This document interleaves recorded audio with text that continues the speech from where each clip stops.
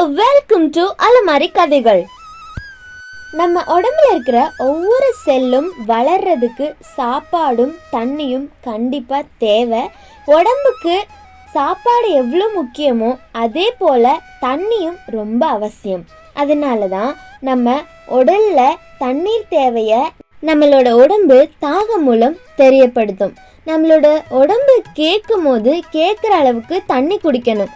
கொதிக்க வச்ச தண்ணியில் உயிர் சத்து குறைஞ்சிடுறதுனால சாதாரண தண்ணி தான் உடலுக்கு ஏற்றது அப்படிங்கிறதையும் பார்த்துருப்போம். நம்மளோட உதட்டில் படுற மாதிரி தண்ணியை குடிக்கணும் அப்படிங்கிறதையும் நம்ம தெரிஞ்சிட்ருப்போம். தண்ணியை குடிக்கிறதுக்கு மட்டும் இல்லாமல் குளிக்கிறதுக்கும் நம்ம பயன்படுத்துகிறோம் இல்லையா? அப்போது குளிக்கிறத பற்றியும் நம்ம கண்டிப்பாக பேசியே ஆகணும். அதனால் இன்னைக்கு நமக்கு பிடிக்கவே பிடிக்காத பழக்கமே இல்லாத குளிக்கிற விஷயத்தை பற்றி தான் பேச போகிறோம். குளிக்கிறது அப்படின்னா என்ன, நம்ம ஏன் அதை பண்ணிக்கிட்டு இருக்கோம் அப்படிங்கிற குளியலை பற்றின பல இன்ட்ரெஸ்டிங்கான விஷயங்களை தெரிஞ்சுக்கிறதுக்கு வீடியோவை கடைசி வரைக்கும் பாருங்கள். நம்மளோட உடம்ப சுத்தமாக வச்சுக்கிறதுக்காக தான் நம்ம குளிக்கிறோம் அப்படிங்கிறது நம்மளில் நிறைய பேருக்கு தெரியும். இந்த சுத்தம் அப்படிங்கிறது உடலோட மேல்புற அழுக்குகளை நீக்கிற வெளிச்சுத்தம் கிடையாது. உடலோட உள்ளுறுப்புகள்ல இருந்தும் செல்கள்ல இருந்தும் வெளியேற கழிவுகளை நீக்கிற உள் சுத்தம் அப்படின்னு சொல்லலாம். உடலோட உட்புறத்திலிருந்து என்ன மாதிரியான கழிவுகள் வெளியேறுது அப்படின்னு நீங்க என்ன கேட்கலாம். குளிக்கிறது அப்படிங்கிற சொல்லோட விளக்கத்தை தெரிஞ்சுக்கிட்டாலே நம்மளோட உடலோட கழிவுகள் எது எது அப்படிங்கிறத நம்மளால புரிஞ்சுக்க முடியும். குளித்தல் அப்படின்னா குளிர்வித்தல் அப்படின்னு அர்த்தம். நம்ம உடம்புல உருவாகிற எக்ஸசிவான ஹீட்டை வெளியேற்றுறதுக்கு தான் நம்ம குளிக்கிறோம். நம்மளோட தோல் தண்ணியில் முழுசாக நனையும் போது உடல்ல இருந்து வெப்பம் வெளியேறுது, அதாவது ஹீட் வெளியேறுது. அப்படி வெளியேறும் போது நம்மளோட பாடி ரெஃப்ரெஷ் ஆகுது. இதுக்கு தான் நாம் குளிக்கிறோம், குளிர்விக்கிறோம். அந்த ஹீட் வெளியேறத உங்களால் உணர முடியுமா அப்படின்னு நீங்கள் கேட்டால் கண்டிப்பாக உணர முடியும்.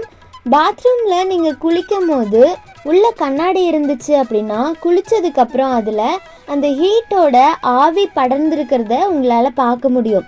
பச்சை தண்ணியில் குளிக்கும் போதும் இந்த மாதிரி இருக்கிறத உங்களால் தெரிஞ்சுக்க முடியும். தண்ணியோட தன்மையே குளிர்ச்சி தான் அப்படிங்கிறதுனால நாம் வெந்நீர்லேயும் குளிக்கலாம், தப்பில்லை.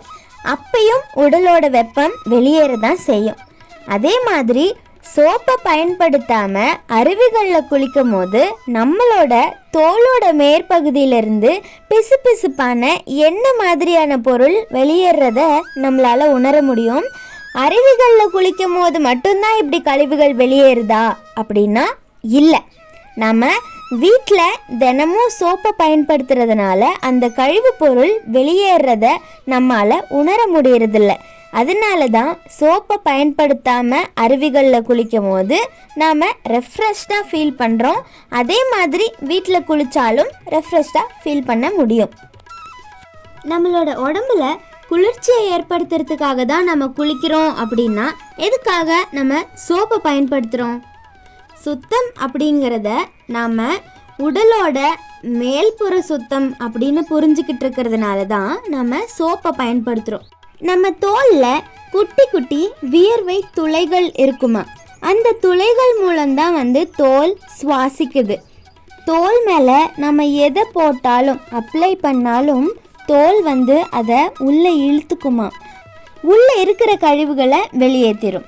இப்படி செயல்படுற நம்மளோட தோல் மேலே சோப்பை போட்டு நாம் குளிக்கிறோம். சோப்பு அப்படிங்கிறது நம்மளோட தோலை வெண்மையாக்குற ரசாயனம், அதாவது ப்ளீச்சிங் கெமிக்கல், அப்புறம் செயற்கை மணம் அப்படின்னு இன்னும் பல ரசாயனங்கள் நிறைஞ்ச ஒரு பொருள். அதனால தான் சோப்பை நம்ம யூஸ் பண்ணும் போது நுர வருது. அந்த ப்ளீச்சிங் கெமிக்கல் நம்மளோட தோல் மூலம் உடம்புக்குள்ளே போகிறதுக்கான வாய்ப்பு நிறைய இருக்குது. குளித்தல் அப்படிங்கிறதே வெப்பத்தை வெளியேற்றுற வேலை அப்படின்னு நம்ம தெரிஞ்சுக்கிட்டோம். அதுக்கு பதிலாக நம்ம புது புது கழிவுகளை தோலுக்குள்ளே அனுப்பிட்டு அதுக்கு குளியல் அப்படின்னு பேர் வச்சிடுறோம். சோப்பை பயன்படுத்தி நம்ம குளிக்கும் போது உடல் சுத்தமாகிறது கிடையாது. அதுக்கு பதிலாக இன்னும் அசுத்தம் தான் ஆகுது. அப்படின்னா சோப்புக்கு பதிலாக என்னத்தை தான்மா யூஸ் பண்ணுறது அப்படின்னு நீங்கள் கேட்கலாம். உண்மையாக சொல்ல போனால் குளிக்கிறதுக்கு வெறும் தண்ணியே போதும், வேறு பொருட்கள் எதுவுமே நமக்கு தேவையில்லை.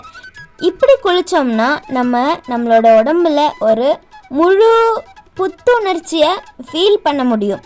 ஆனாலும் நம்மளோட சிட்டி லைஃப்பில் நிறைய டஸ்ட்டு, ஸ்வெட்டு அப்படின்னு நிறைய விஷயங்கள் இருக்கிறதுனால ஏதாச்சும் ஒரு விஷயத்தை யூஸ் பண்ணி குளிக்கணும் அப்படிங்கிற கம்பல்ஷனுக்கு நம்ம தள்ளப்படுறோம். அப்போது சோப்புக்கு பதிலாக எண்ணத்தை பயன்படுத்தலாம். ஹெர்பல் ஃபேஷியல் அப்படின்னு ஒரு விஷயத்தை கேள்விப்பட்டிருக்கீங்களா? அதில் ஃபேஸை அழகுபடுத்திக்க, இன்னும் சாஃப்டாக்க என்ன ஃப்ரூட்ஸை யூஸ் பண்ணுவாங்க அப்படிங்கிறது உங்களுக்கு தெரியும் அப்படின்னு நினைக்கிறேன். எல்லா விதமான பழங்களுமே குளிக்கிறதுக்கு ஏற்ற பழங்கள் தான். பழத்தை நம்மளோட உடல் மேலே பூசிட்டு கொஞ்ச நேரம் காய வச்சுட்டு அதுக்கப்புறம் குளிக்கலாம். வாழைப்பழம், பப்பாளி, இப்படி கனிஞ்ச சதப்பகுதி இருக்கிற எல்லா பழங்களுமே குளிக்கிறதுக்கு சிறந்தவை தான். இதுக்கு பேர் பழக்குளியல். அதே போல் பயிறு மாவு, கடலை மாவு மாதிரியான மாவு பொருட்களை எண்ணெய் தன்மை அதிகமாக இருக்கிற தோல் இருக்கிறவங்க பயன்படுத்தலாம். அதாவது ஆயிலி ஸ்கின் இருக்கிறவங்க யூஸ் பண்ணலாம். இன்னும் எலுமிச்சம் பழத்தோட சாரை தோல் மேலே போடலாம் அப்படின்னு சொல்கிறாங்க. ஆனால் அதில் சிட்ரிக் ஆசிட் இருக்கிறதுனால நம்ம எந்த அளவுக்கு அதை பயன்படுத்தலாம் அப்படிங்கிறது கமெண்ட் செக்ஷனில் சொல்லுங்கள். அதே போல் நம்மளோட உடம்பு சோர்வாக இருக்குது அப்படின்னு நம்ம ஃபீல் பண்ணும்போதெல்லாம் வெறும் தண்ணியை மட்டும் யூஸ் பண்ணி குளிக்கலாம். அப்படி இல்லைன்னா கை கால் முகத்தை மட்டும் தண்ணி ஊற்றி கழுவிக்கலாம். ஒரே நாளில் நம்ம எத்தனை தடவை வேணுனாலும் இப்படி எளிமையாக குளிச்சுக்கலாம். குளிக்கிறதுல இன்னும் ஒரு விஷயம் இருக்குது.